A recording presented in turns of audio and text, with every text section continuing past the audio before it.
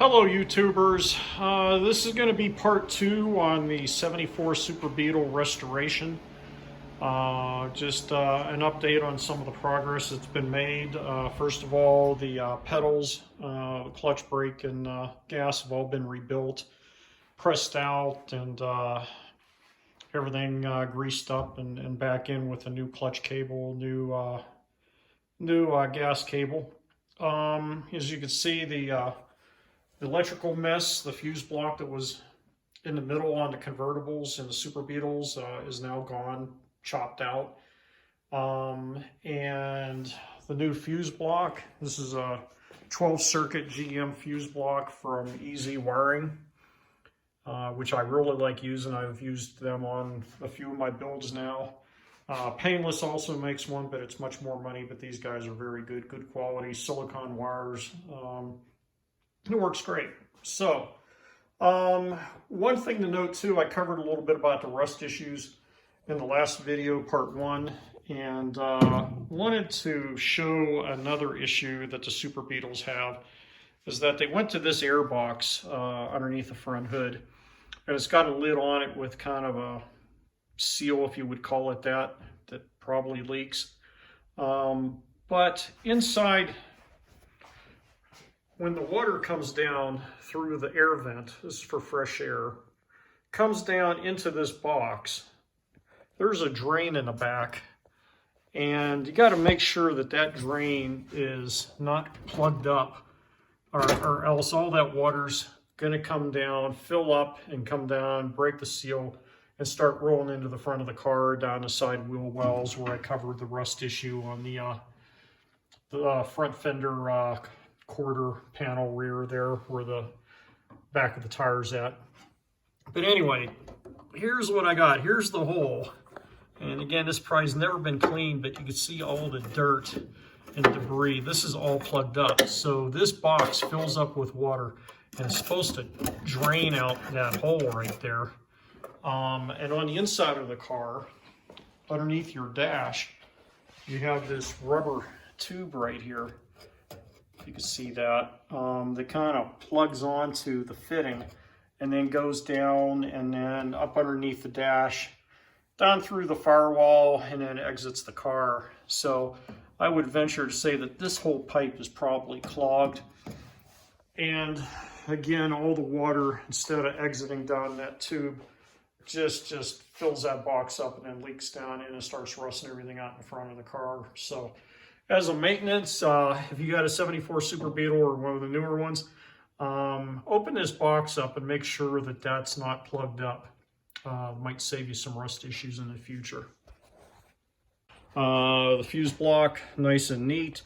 Everything, all the wiring is run into split loom. You can see here's the wiring here. All the lights, park, turn, high and low beams on both sides.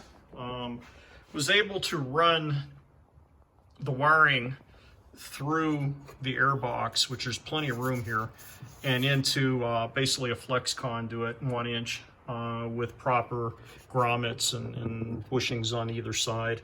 You can probably see the other side there where it comes in. So it's watertight, and that's just an easy way of getting inside of the dashboard off of the GM fuse block.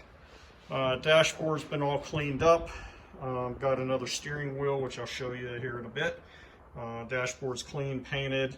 The Easy Wiring is fantastic. It's labeled every 5 inches or so on where the wire goes. This is for the gauge cluster.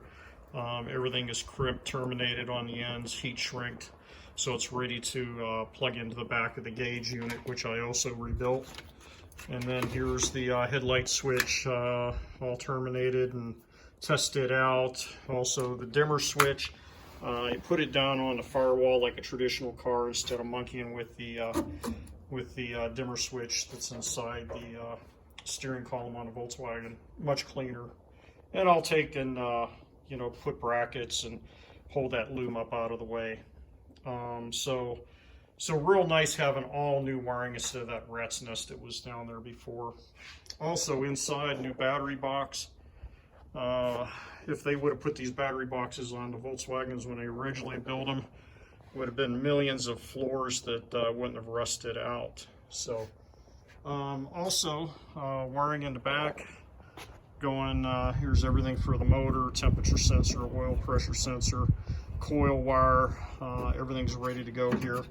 And then I got my wires running to the left signal lights through a grommet in the body, and that's ready to go, and then the right signal lights. Also, in addition to the rebuilt transmission, all new seals, there's a new sway bar up underneath. That's an MP sway bar, and if you've ever driven a Volkswagen Beetle with one of these on, the handling's pretty amazing, so it's worth the money to put it on. I think it was like 150 bucks, something like that. So real nice kit from MPI. All right, so here's the new steering wheel that I got. It consists of an adapter hub that goes onto the Volkswagen steering shaft. Pretty common, just get them on eBay. Just look it up. Volkswagen Beetle hub adapter to a Grant steering wheel, which typically is a 3-bolt that you see in here. And then here's your horn wire that goes through the center. And then I went with a 14-inch. The original was a 15, but I went with a 14. I didn't want to go down to a 12-inch. I wanted to keep the big diameter. And this is a 6-hole.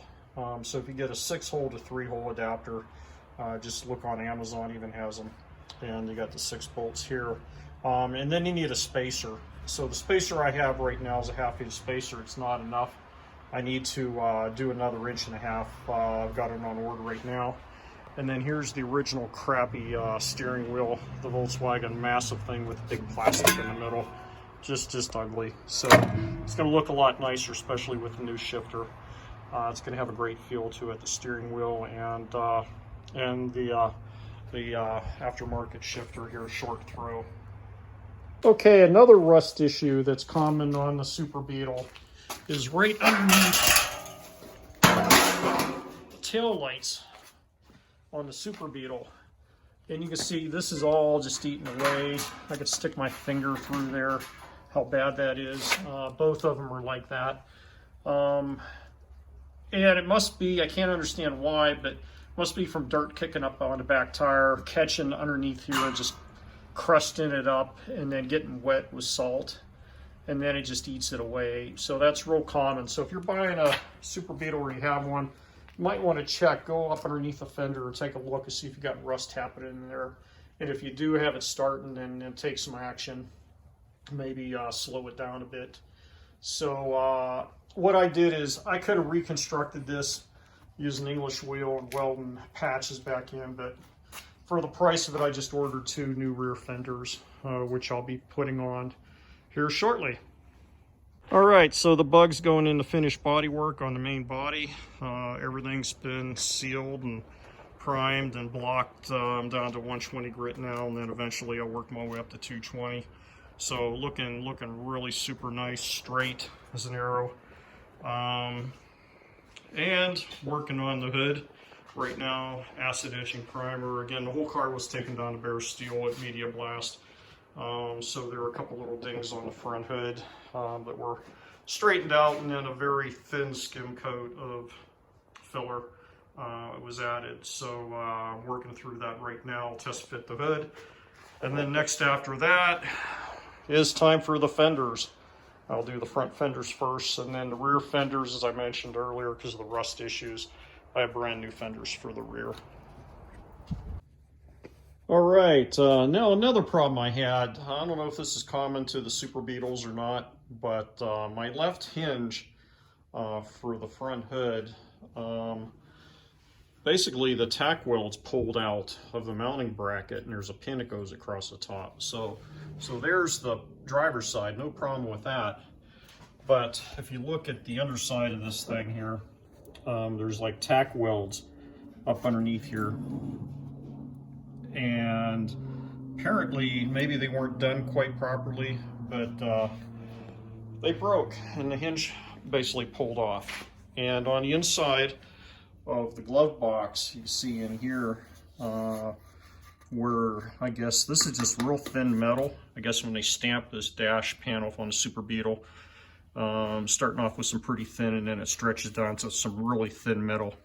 But you see where the couple tacks just pulled right out. So after years of wear, 40 some years, they eventually pulled out. So next project today is to fix the hinge and get it remounted. I think what I'm going to do is drill and put some studs and then weld on either end of the stud, and maybe put a metal plate in here or some washers in here to really stiffen it up. But if you have this happen, it's going to be a real bear to do without the dash board removed. So if you have this happening, you're probably going to have to remove the dashboard. All right, so I got the hinge plate with a pin removed. You see the pin right there. It's got this little kind of snap ring on there. Don't lose that. I imagine it'd be hard to find. You can just reach up in there with a screwdriver, loosen it, and then you see the back slides right off. So there's the pin, and you can see on the back of this the tack welds. Two of these were never even had penetration, so it was maybe being held on by maybe two of these. So just maybe a factory defect. I don't know if this is common to Super Beetles or not. So, but anyway, next step is get this all cleaned up, ground down, and get it welded back in again. Okay, here's the bracket. Drilled it out, put some 1/4 bolts in there, welded it on the other side so they don't spin, and ready to install. Hinge has now been replaced. The hinge pin up top too, I decided to drill that pin out and put a grade 8 Allen wrench bolt through there with a couple washers, and then I'll lube it up a little bit. But because the pin that was in there had this little keeper clip on there that kept popping off. So basically I put one of these in. It's a little bit longer than that one, but anyway, that should last forever. Everything's straight, and the hood now works like butter. Straight down, and starting to look like a car again. So that's it for that part. So that wraps up part 2 on the Volkswagen Beetle restoration. And again, everything's been rebuilt. Everything you see here is just amazing now. Better than new. Far better than new. Paints couldn't even be better than new. Some of the paint jobs that Volkswagen cranked out back in the 70s was pretty bad. And then, like I said earlier, urethane bushings, new gas shocks, lowered strut in the front. So it's turned out really well. So I'll finish this video up. This is part 2. I'll be doing part 3 probably in another week. But please subscribe, hit the like button, all that good stuff. And thanks for watching.